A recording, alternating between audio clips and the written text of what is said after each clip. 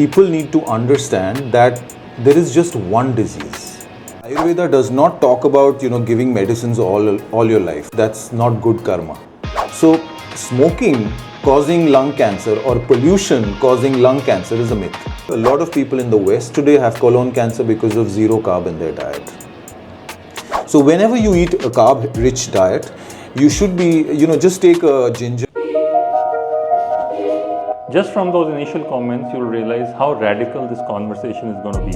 It's going to debunk a lot of myths, it's going to change your mind, and it's going to provide a pathway for a lot of healing. Don't forget to subscribe because this is going to be in 3 parts. So first of all, you're going to you should not miss part 2 and part 3, and you'll get the notifications if you subscribe.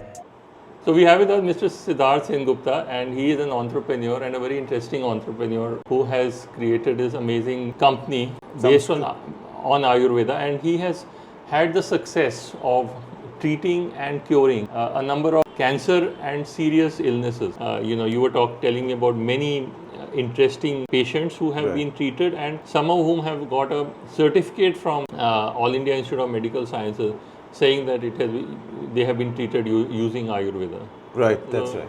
Tell us about... Right, Karanveer. So, yes, if you see, when it comes to Ayurveda, people have a lot of misconceptions, I would say. But more than misconceptions, I think people do not understand the kind of science that Ayurveda is, or the Vedic sciences. Essentially, it's all to do with quantum physics. I call the Vedic sciences as quantum physics, and I call the allopathic system as Newtonian.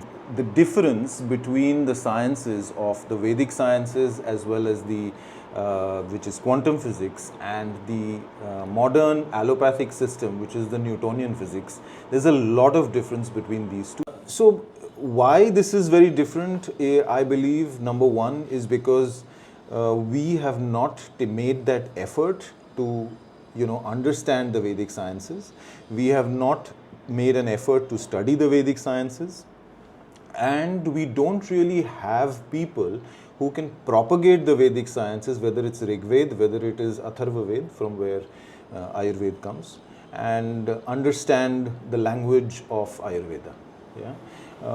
Like you were saying, we've not been able to communicate Ayurveda in the right way. Okay. So I think what we do in Samskrt is we communicate Ayurveda the right way. When we talk about Ayurveda, it is about not just epigenetics, it's pre-genetics, it's transgenetics and genetics. So it is far beyond what Newtonian physics or biology can even think of today. When I say this, and why I say this, is also because of the way Ayurveda or epigenetics works. Now, if you see in modern science or if you see in biology, we look at organs, which is the gross body. Okay? In Ayurveda, you have to go much beyond. You have to go to the cellular level. When you go to the cellular level, you actually have to go right inside the cells as well, which is the DNA, RNA, as well as the nucleus. You have to go right in and to be able to repair the DNA modifications that have taken place. Okay?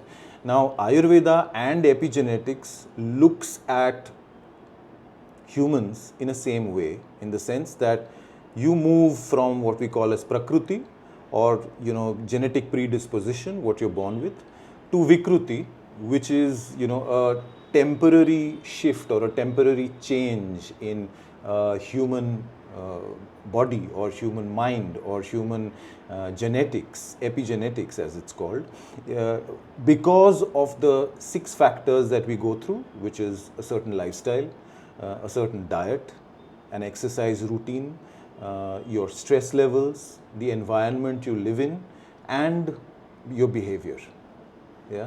So these are the 6 factors by which human beings can actually, their genes get altered temporarily, okay, and can be reversed, okay, with adaptogenic medicines, which is Ayurvedic medicines. Now, when we say it can be reversed, that's why Ayurveda does not talk about giving medicines all your life, because that is only symptomatic. You're not supposed to be giving medicines to a patient all your life, that's not good karma. Okay, you have to be able to reverse a disease and let the patient go empowered to be able to live a normal life.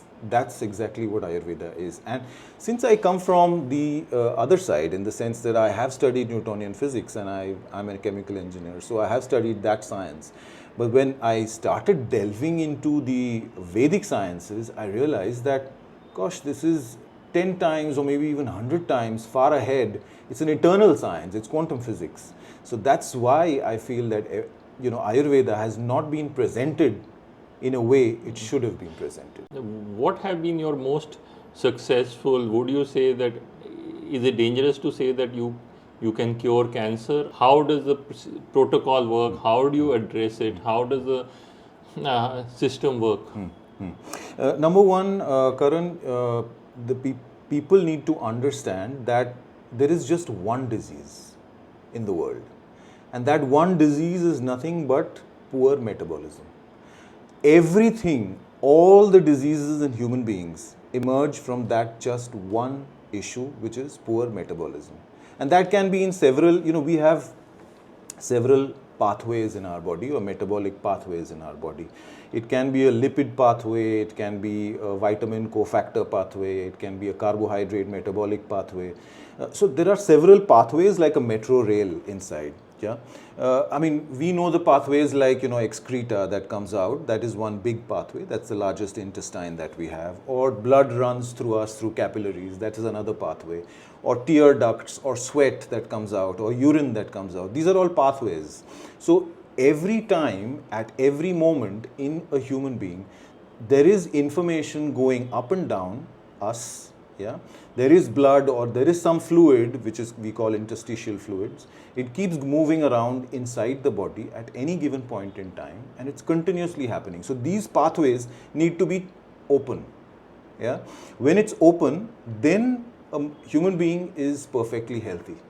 Now, what happens is when we have certain kinds of food or certain kinds of lifestyle, which is wrong lifestyle or poor lifestyle, then these pathways start to get choked or blocked. And when these pathways start to get blocked, you either have HT, which is hypertension, or it can be diabetes, it can be psoriasis, it can be any autoimmune, and it can also be cancer. So if you see the way today allopathy looks at cancer, they call it either genetic, or they call it, maybe it's because of smoking, or because, but we have women patients who are non-smokers, and there are maximum number of patients that we've got in lung cancer are women who are non-smokers. So smoking causing lung cancer or pollution causing lung cancer is a myth. That can be a small part of it. That can be a trigger. Yeah? But if your lungs do not function properly, and if the cells in your lungs are not given the right instruction by the DNA in each cell, then the lung starts to malfunction. So this is the kind of understanding which I believe that your modern science or biology or Newtonian physics needs to understand, that it is a metabolic disease, and if you really want to heal or reverse cancer, you have to heal the concept of apoptosis in a human being. You have to kickstart it, you have to open all the channels, and once you can do that, then the body starts to reverse all the diseases, because the body knows how to heal itself. Yeah? That's the premise from where all traditional sciences, whether it's Chinese medicine, whether it's Unani, whether it's Ayurveda, whether it's medicines from Europe or wherever it was, they all had the same understanding of human body. And when it comes to successes, yes, like you were asking, we've had several cases where I think I was just telling you that the first case we got was from Serbia, and she had two cancers. One was melanoma, which was skin cancer. The second was, then she got, she had chemotherapy and surgery, and then she got it in her colon. They had probably given her 6 to 8 months to live. We accidentally happened to meet her father, and today it's been 10 years. She followed everything, and within 6 to 8 months of the protocol that we've and the treatment that we gave her, she's disease free and it's remission. So as per the allopathic concept, 10 years is a good time to actually say that You're disease free. that you're disease free. So, considering that, how should a person come to you? How should they approach your company? Should they come with their reports, and how does the whole system work? Tell us, and let us focus on 3 areas which I feel India is suffering. One is cancer, cardiovascular, and diabetes. Actually, to tell you the truth, India does not feature in the top 50 countries of cancer. India is not the topmost when it comes to diabetes and not the topmost when it comes to cardiovascular. In fact, India is a far more healthy nation than if you see the West. Now, that's not been told to us. I can show you a kind of a graph which I actually show during my workshops, that you know, the green part of the world, which is India, some parts of Africa and Afghanistan and all these areas, are actually far more healthy than the West. Now, coming back to why these diseases keep happening, or why is it more predominant now? I think if you would appreciate that probably 30, 40 years ago, very few Indians would really have cancer. Yeah. We had not heard of people having cancer. Okay. We used to see them in movies, or we probably had Rajesh Khanna movie. Exactly. Yeah. Otherwise, cancer was not something which was predominant, but at the same time in the West, it was already rampant at that time. Diabetes, yes, but you also need to understand, in the last 30 years, you know, we've reduced the range of how much human, you know, the HbA1c should be. Okay, and because of that, around a few million people came into the bracket of diabetes. Yeah. That was one reason. They did that with hypertension also. Exactly. They moved it from 120/80 to 110/70. Exactly. And you know, they brought people into the fold. Exactly. Yeah. So that was a typical pharma marketing concept to get people into it, and so you have more customers. So that was one. But again, I wouldn't blame that entirely. I would also say because of the kind of food and dietary issues that human beings have today in India. I mean, today I see people eating rubbish. We used to eat outside probably once a month or once in 6 months when we were kids. Today people eat every day. Every day they eat outside. If you eat food... What is wrong in eating outside? So in Ayurveda, I always give this as a tip, as in Ayurveda doesn't talk about just as a calorie or something, okay? It says you need to eat fresh. When we say fresh, you cook and eat within 3 hours of cooking. You will notice a lot of poor people in India are absolutely slim and trim. Why? Because they cook and they eat immediately, okay? That's sattvic food, okay? Whereas if you keep it in the fridge, like what we normally do in most middle class and higher middle class families, that becomes stale. You're not supposed to be eating food which has been kept in the fridge the next day, because that's not food. There's zero nutrition in that. Okay. Now, every restaurant, whether it's a 5-star hotel, whether it's a normal restaurant, keeps all their food in the fridge, sometimes up to a week, and in 5 stars, it could be up to 2 months also. Yeah. Yeah. So this food that you're eating outside is stale food. You'd rather eat something which is from, the street food that you eat. Like a sandwich guy. Yes. Like a Bombay sandwich guy who's cutting it and... Right. Yeah. I would say that is far more fresh. Yeah. Although it's not equivalent to the food at home. And why it's not equivalent to the food at home? Number one, you will see the food at home tastes very different.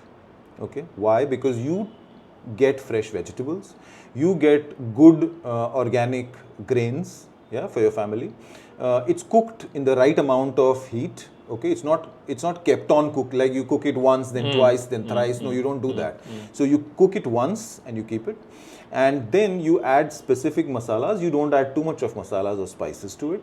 Okay, that's why it's fresh and it's sattvic, and that food is something which the body will immediately absorb and convert into cells, yeah, which it's supposed to be doing. Now, when you eat outside, that food is cooked and recooked and recooked. Now, Ayurveda clearly says you should not be recooking food, because the moment you recook food, that becomes poison. Yeah.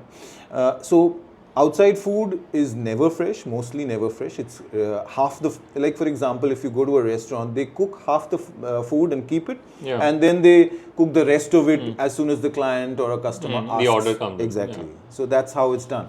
So that's, none of this food that you eat outside can ever be healthy. Number two, the sauces they use is laden with chemicals. So again, just to make it tasty.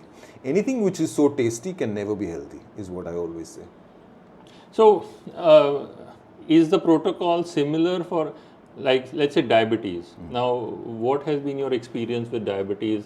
How should people stay away from it? And if they have it, what kind of numbers are, what kind of sugar numbers are acceptable according in your experience, and how do you handle? Around 5, HbA1c 5 to 6 is something which is normal. We also say, a lot of patients come to us and say, oh, my, fasting is something like 150, 170. I said, that's perfectly fine. It's okay, because even 30 years ago, 180 was okay. Yeah. But at the same time, what I would say is that you need to, this is again another tip, because you were asking for tips. So what I suggest is, every time you eat something, especially in India, because we have a carb-rich diet, in all of Asia as a matter of fact, but the carb-rich diet is something which keeps us fertile, by the way. And that's something which is very good. Carbs is a very important aspect of the food. Ayurveda says 60%, 50 to 60% of your food has to be carbohydrates.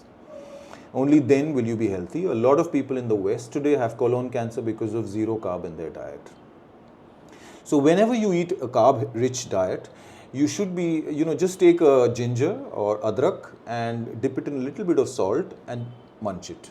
Okay, that lights the fire inside your stomach. Okay, so you do that and then start your food. Maybe you before food. Okay, and in India we have a lot of mukhwas, after food. Yeah, so you can have a little bit of saunf, or you can have a little bit of mukhwas, which is anar dana or whatever. You can have that, and it'll get digested. So this is what you need to do every time. You can certainly drink water, but hot water only throughout the day. That will keep your metabolism high. And go for a short walk, even if it's a 10-minute walk after a meal. It can be lunch or dinner. You just go for a short walk meal after your meal, and it can be like slow. You don't need to like walk fast and sweat or something. It can just be a normal casual walk. You just go for a walk and come back, and trust me, that will keep your metabolism high.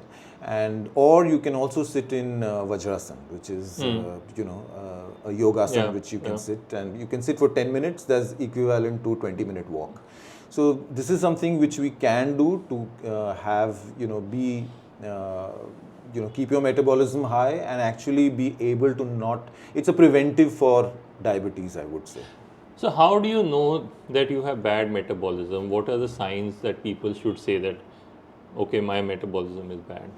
If your metabolism is bad, one, you will not feel hungry. Okay, you will just eat because it's a habit or it's time to eat. Okay, you won't feel that pang inside your stomach, which you normally feel when you're hungry. You won't feel that. Number two, you will put on weight even by eating a little bit of food. Like for example, Karan, my diet is, today I eat khichdi and I eat this much amount of khichdi. Okay. And even if I eat that, I still feel light because it's home cooked, number one. It's hot when I eat it. And I go for a short walk after that. And I keep my metabolism high. Now, if I do not, I'm going to start feeling sleepy. Okay. That feeling sleepy is something which is a typical sign that the body gives you that your kapha is increasing. And your ama is increasing in your body, because you'll feel sleepy and you'll probably go off to sleep or doze off. Now, that is not a good thing at all. Okay. To avoid that, add a little bit of ghee in your food, and like I told you, the ginger that you need to have, that will stop creating armor in your body or toxins. Because in Ayurveda, what it says is every food that you eat, now the body is a machine. The efficiency is not 100%. Yeah, in no human being today it's 100%. It can be 90%. What happens, or 80%? What happens to the 10 or 20%?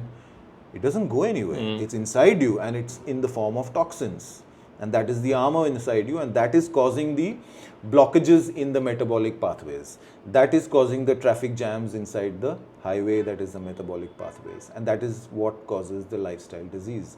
In fact, a lot of people come to us and say, I have I'm lactose intolerant. There is nothing called lactose intolerant. If you're lactose intolerant, drink more milk. Drink more milk? Drink more milk. As a matter of fact, there was I'll explain to you, but there was a research done in Purdue University, I think 15 years ago, where they made this statement that if you are lactose intolerant, drink more milk. Now, Ayurveda says that the same thing. Why? Because milk is a virechak. When we say virechak, it removes all the vat, or mRNA, Vikrut mRNA, from your entire body and gets it to your intestines. Okay? And it gets it to the intestine because... What is mRNA and vat? This is an interesting connection considering the COVID vaccine and all. Yes, you need to explain this a little more. I will explain. Because I don't think anyone has ever connected the two. No. This is very modern, so-called, you don't like the word modern science either. I don't. But this is like, if I had to categorize it, Western science and Indian science coming together. So, Right. Hi everyone, I'm Maria. I'm 38 years old. I'm married and I have 2 beautiful daughters. I want to tell you something about my life and how Samskrt affected on my life, and I just want to tell you that right now I'm feeling really, really happy and strong, and I wrote it down, my feelings and everything, what I feel. I wrote it on a paper, so it's easier for me to read it, if you don't mind. So, start. In last 4 years, I got 2 different kind of cancers. Yeah, it's really, really rare. First was melanoma, skin cancer, and after a colon cancer. After melanoma, I was in depression, deep depression, always nervous, unhappy and stressed. I think that it causes the other one, colon cancer. Oh, what a situation. Lucky for me, my dad was in India in that time, and he found out for Samskrt, highly involved science of lifestyle, and his owner, Siddhartha Sengupta. He's my life coach now, and thank God for sending him to me. So Samskrt and Siddhartha changed my life completely. My life habits, eat habits, they helped me to understand myself. I understand now why is it so important. Dysfunctional lifestyle, which is against your biological clock, causes all kind of diseases, life diseases. I'm finally at peace with myself, and I have never felt better, physically and mentally. Feel very strong and full of life. I don't have headaches or stomach aches anymore. Never slept better, and what's the most important thing, I'm happy and I love every second of my life. Siddhartha and Samskrt team are my friends, and I feel very secure and I don't afraid anymore. I know they're always there for me, so I'm blessed because I have them.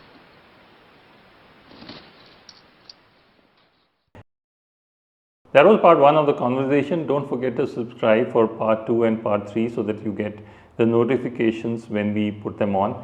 And if you show you're a subscriber and you want to consult Siddhartha Sengupta and his team, you get a special discount of 20% on treatments till the year end.